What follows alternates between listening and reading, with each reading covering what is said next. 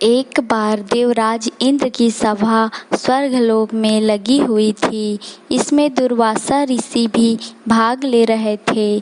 जिस समय सभा में विचार विमर्श चल रहा था, उसी समय सभा के मध्य ही पुंजिक स्थली नामक इंद्रलोक की अप्सरा बार बार इधर से उधर आ जा रही थी। सभा के मध्य पुंजिक स्थली का यह आचरण ऋषि दुर्वासा को अच्छा नहीं लगा। दुर्वासा ऋषि अपने क्रोध के लिए प्रसिद्ध है। उन्होंने पुंजिक स्थली को कई बार टोक कर ऐसा करने से मना किया, लेकिन वह अनसुना कर वैसा ही करती रही। तो दुर्वासा ऋषि ने कहा, तुझे देव सभा की मर्यादा का ज्ञान नहीं।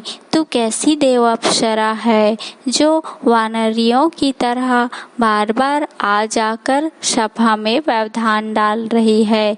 जा, अपनी इस आदत के कारण तू वानरी हो जा। दुर्वासा ऋषि का श्राप सुनकर पुंजिक स्थली सन्न रह गई। अपने आचरण का यह परिणाम वह सोच भी नहीं सकती थी, पर अब क्या हो सकता था। भूल हो चुकी थी, उसके कारण वह श्रापग्रस्त भी हो गई। उसने हाथ जोड़कर अनुनय विनय कर रहा था, ऋषि दुर्वासा, अपनी मूढ़ता के कारण यह भूल मैं अनजाने में करती रही और आपकी वर्जना पर भी ध्यान न दिया। सभी में व्यवधान डालने का मेरा कोई उद्देश्य न था। कृपया बताइए, आपके इस श्राप से मेरा उद्धार कैसे होगा। अप्सरा की विनती सुनकर ऋषि दुर्वासा पसीजे बोले, अपनी इस चंचलता के कारण अगले जन्म में तू वानर जाति के राजा विरज की कन्या के रूप में जन्म लेगी। तू देव सभा की अप्सरा है, अतः तेरे गर्भ से एक महान बलशाली यशस्वी तथा प्रभु भक्त बालक का जन्म होगा। पुंजिक अप्सरा को संतोष हुआ। पुनर्जन्म से वानर राज विरज की कन्या के रूप में उसका जन्म हुआ। उसका नाम अंजना रखा गया।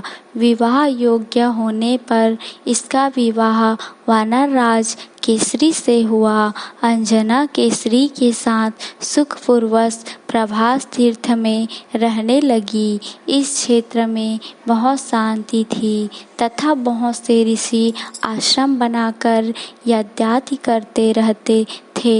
एक बार ऐसा हुआ कि वन में विचरने वाला शंखबल नामक जंगली हाथी प्रमत्त हो उठा तथा वन में उत्पात मचाने लगा।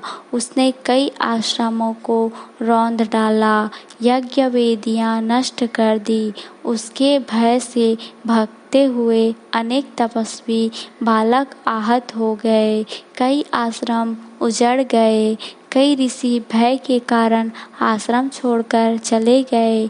केसरी को जब शंखबल नामक हाथी के इस उत्पात का पता लगा, तो वह आश्रम तथा आश्रम वासियों की रक्षा के लिए तत्काल वहां आए और शंखबल को बड़ी कुशलता से घेर कर उसके दोनों दांतों को पकड़कर उखाड़ दिया। पीड़ा से गिजगिटाता हुआ वह हाथी वहीं धराशायी हो गया और मर गया। आश्रम की रक्षा के लिए उनके अचानक पहुंचने तथा हाथी को मारकर आश्रमवासियों को निर्भय कर देने वाले केसरी का ऐसा बल देखकर ऋषि मुनि बहुत प्रसन्न हुए और केसरी के पास जाकर आशीर्वाद देते हुए कहा, वानर राज केसरी, जिस प्रकार तुमने आज हम सबकी तथा आश्रम की रक्षा की, इसी प्रकार भविष्य में तुम्हारा होने वाला पुत्र पवन जैसे वेग वाला होगा और रुद्र जैसा महान बलशाली होगा। तुम्हारे बल तेज के साथ साथ उसमें पवन तथा रुद्र का तेज भी व्याप्त रहेगा।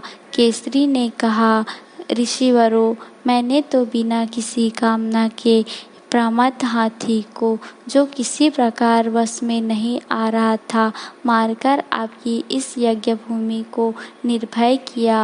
आपका दिया यह स्वतः आशीर्वाद मुझे शिरोधार्य है। केसरी ऋषियों को प्रणाम कर चले गए। समय आने पर अंजना के गर्भ में एक बालक का जन्म हुआ। उसमें अपने बाल्यकाल से ही ऋषियों द्वारा दिए आशीर्वाद का तेज झलकने लगा। आश्रमों में वह पवन वेग की तरह जहाँ तहाँ पहुँच जाता। आश्रमों में विघ्न डालने वाले वन्य जीवों तथा दुष्ट व्यक्तियों को अपने अपार बल से खदेड़ देता।